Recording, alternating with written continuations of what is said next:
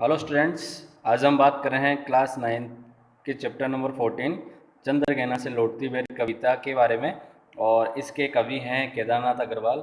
हमने पिछले दो वीडियो में हमने इस कविता को प्रारंभ किया था और ये देखा था कि किस तरह से कवि केदारनाथ जी ने अपनी जो प्रकृति सौंदर्यता का जो गुण है उनके अंदर उन्होंने किस माध्यम से अपने सामने प्रस्तुत किया है। और ये देखें कि प्राकृतिक छटा को उन्होंने हमारे सामने उभार के रखा है कि प्रकृति उन्हें किस रूप से नज़र आती है।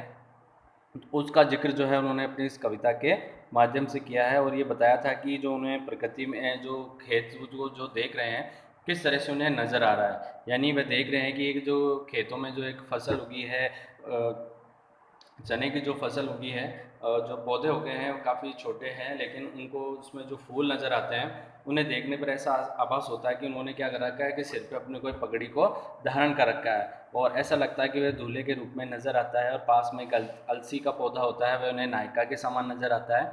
आगे जब देखते हैं कि फागुन का समय होता है तो उस समय जो सरसों की जो फसल लहला रही होती है उसके जो पीले फूल होते हैं तो वहाँ पर भी ऐसा लगता है कि उसे दुल्हन का आभास होता है कि दुल्हन ने अपने पीले हाथ करके क्या हो रखी है, वह मंडप में आकर तैयार हो चुकी है शादी के लिए। अब वह प्रस्ताव आगे देखें तो हमें ऐसा माहौल नज़र आता है कि जितने भी रंग बिरंगे फूल होते हैं तो यानी उनके सिर का जो आवरण होता है कि यानी सबने क्या कर रखा है कि ऐसा ऐसा माहौल नज़र आता है कि यहाँ जैसे कोई स्वयंवर चल रहा हो, अपने हृदय का दान देने के लिए भी क्या कर रहा हो, चला आ रहा हो। आगे हमने ये पढ़ा था कि किस तरीके से यहाँ पे जो प्रकृति परिवेश होता है कि उन्होंने नगरीय और ग्रामीण जनजीवन का वर्णन अपनी इस कविता में किया है कि किस तरह से दोनों का जनजीवन कितना अलग होता है। कि शहरी जीवन में हम देखें कि वह स्वार्थ से भरा होता है, सब अपने लिए ही जिए जाते हैं, लेकिन ग्रामीण जीवन जो होता है वह क्या करता है, वह औरों के लिए भी क्या करता है, तत्पर रहता है, कार्य करने के लिए तैयार रहता है और प्रेम का वातावरण चारों ओर दिखाई देता है। तो इस तरह की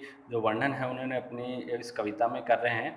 आगे हम आज पढ़ रहे हैं कि जहाँ हमने लास्ट पढ़ा था कि उन्होंने एक बगुले के बारे में बताया था कि जो बगुला होता है वह तालाब में क्या करता है, ध्यान की मुद्रा में खड़ा रहता है। यानी उसके पंजे जो होते हैं पानी के अंदर होते हैं, ऐसा लगता है कि वह सो रहा होता है, लेकिन वापस क्या करता है कि वह अपनी भोजन की तलाश कर रहा होता है। जैसे उसे कोई मछली नज़र आती है फ़ौरन क्या होता है, उससे चोंच में दबोच लेता है। दूसरी हमने एक चिड़िया का जिक्र किया था जिसमें उन्होंने बताया कि चिड़िया जो होती है तालाब के ऊपर क्या कर रही होती है, मंडरा रही होती है, घूम रही होती है। जैसे उसे मछली नज़र आती है वे बिजली की रफ्तार से क्या करती है, पानी के अंदर चली जाती है और मछली को पकड़कर खुले आकाश में ले जाती है।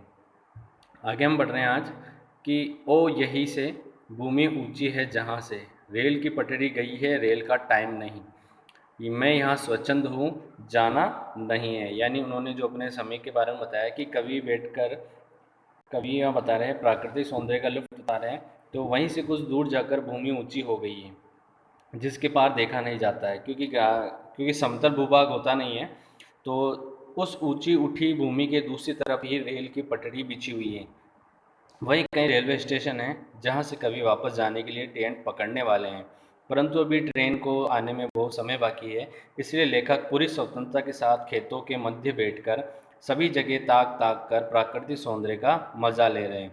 ये सब उन्हें बहुत ही आनंददायी लग रहा है, क्योंकि शहर में उन्हें रोज रोज ऐसे सौंदर्य देखने को मौका नहीं मिलता है, क्योंकि ऐसा प्राकृतिक पर्यावरण वहाँ पर बिल्कुल भी नहीं है, देखने मात्र को नहीं है। क्योंकि वहाँ पे ऐसी चीज़ें या खेत एक बड़े भूभाग पर ऐसे खेतों के में नए नए फूलों को देखने का मौका मिलता नहीं है।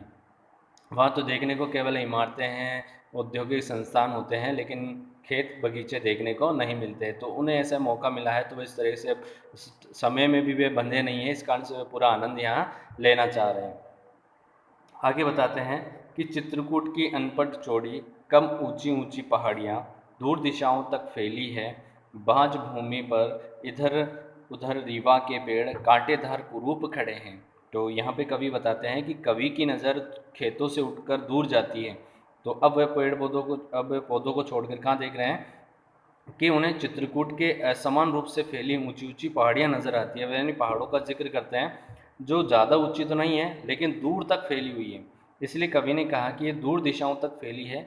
कवि को ये पहाड़ियाँ उपजाऊ भी नज़र नहीं आ रही है, क्योंकि उन पर रीवा नामक कांटेदार वृक्षों के अलावा कोई हरियाली नहीं नज़र आती। कई पर्वत ऐसे होते हैं जिन पर जो ज़मीन होती है वह इतनी उपजाऊ नहीं होती, इस कारण उस पर्वतों पर क्या पाए जाते हैं, केवल कांटेदार वृक्ष पाए जाते हैं। और जैसे हिमालय की हम बात करें, हिमालय जैसे पर्वत जो होते हैं उन पर देखें कि इतना सारा प्रकृति इतना उन पर अपना धन धान्य लुटाती है कि वहाँ पर हम देखें जड़ी बूटियाँ या जो काफ़ी महंगे किस्म के जो पेड़ होते हैं वो भी उसमें देखने को मिलते हैं। तो वहाँ पर अन्य अन्य जो पेड़ पौधे हैं वो भी हमें देखने को मिल जाते हैं। लेकिन यहाँ जिस जगह चित्रकूट की पहाड़ियों का जो जिक्र कर रहे हैं उनमें वे पहाड़ियाँ हैं जो ज़्यादा उपजाऊ नहीं है, इस कारण से उन पर क्या लगे हैं, कांटेदार पेड़ लगे हैं।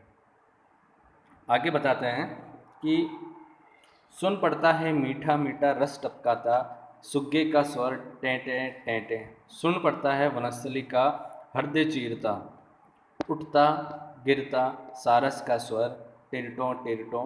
मन होता है उड़ जाऊं मैं, पर फैलाए सारस के संग, जहाँ जुगल जोड़ी रहती है।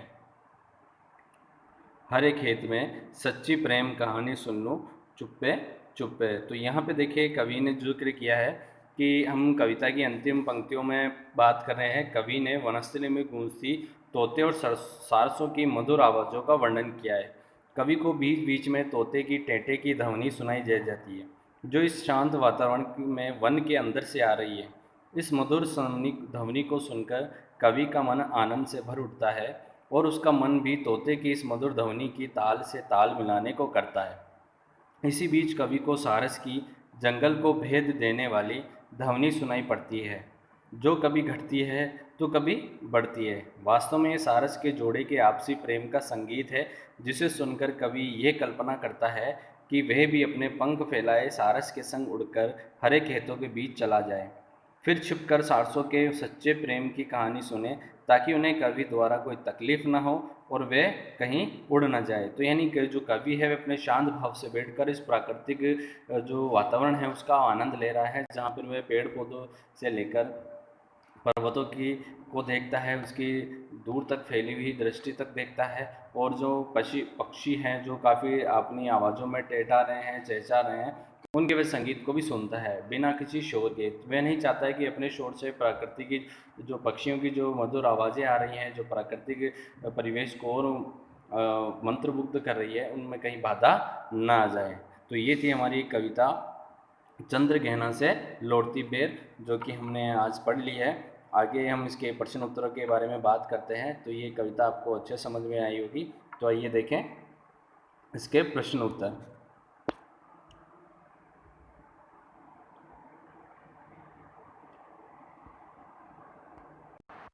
तो पहला प्रश्न है यहाँ पे, इस विजन में अधिक है पंक्तियों में नगरीय संस्कृति के प्रति कवि का क्या आक्रोश है और क्यों है।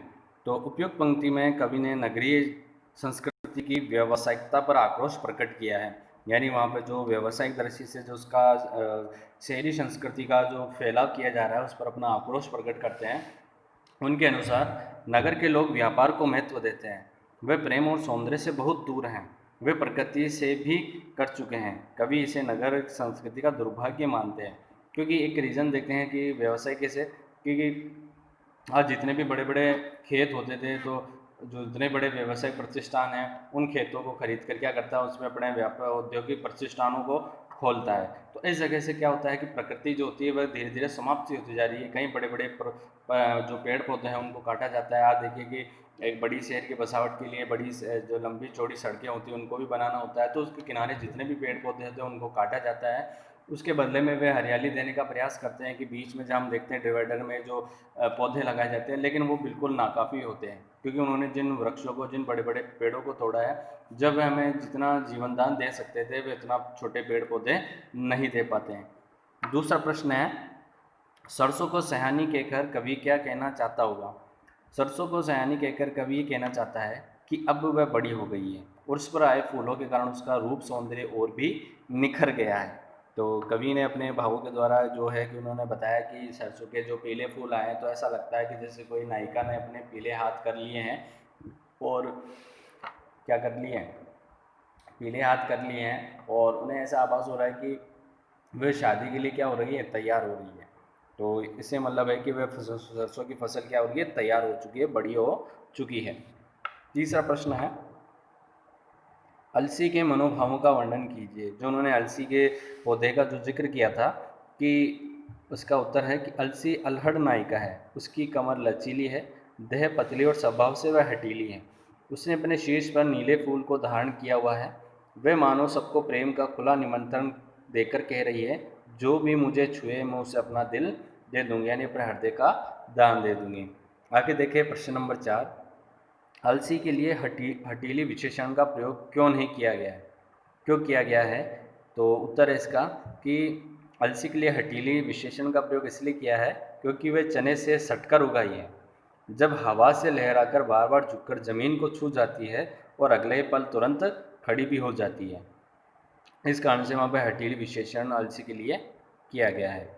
आगे देखिए प्रश्न नंबर 5 कि चांदी का बड़ा सा गोल खंभा में कवि की किस सूक्ष्म कल्पना का आभास मिलता है? तो सरोवर के इसका उत्तर है कि सरोवर के जल में सूर्य की किरणें सीधी पड़ती है तो यूँ लगता है जैसे पानी के नीचे चांदी का बड़ा गोल खंभा हो। रंग चमक और रूप की समानता के कारण ये कल्पना मनोरम बन पड़ती है। आगे हम देखें प्रश्न नंबर 6, कविता के आधार पर हरे चने का सौंदर्य का वर्णन अपने शब्दों में चित्रित कीजिए। तो देखें हम कि यहाँ पर जो कविता है उन्होंने जो हरे चने के आकारी जो चना है वो चना एक बीते के बराबर यानी 1 फुट के बराबर है, पैर के बराबर है।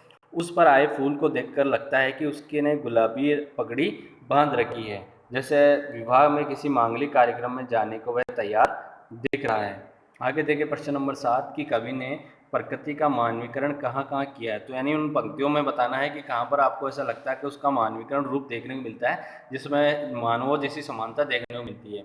तो उसमें जिक्र है इनका कि जैसे उन्होंने अपनी पंक्तियों में बताया कि ये हरा ठिगना चना बांधे मुरेठा शीश पर छोटे गुलाबी फूल का सच कर खड़ा है।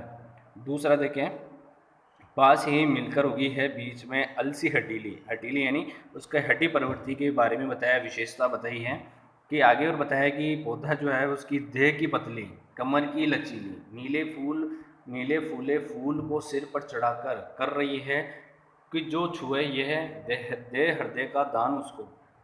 आगे उन्होंने सरसों का जिक्र किया था कि और सरसों की ने पूछो हो गई सबसे सयानी, हाथ पीले कर लिए हैं ब्याह मंडप में पधारी। फिर आगे उन्होंने बताया कि जो फागुन का महीना है कि वे भी अपने लिए क्या कहता है, फाग का गीत गाता है कि फाग गाता मास फागुन।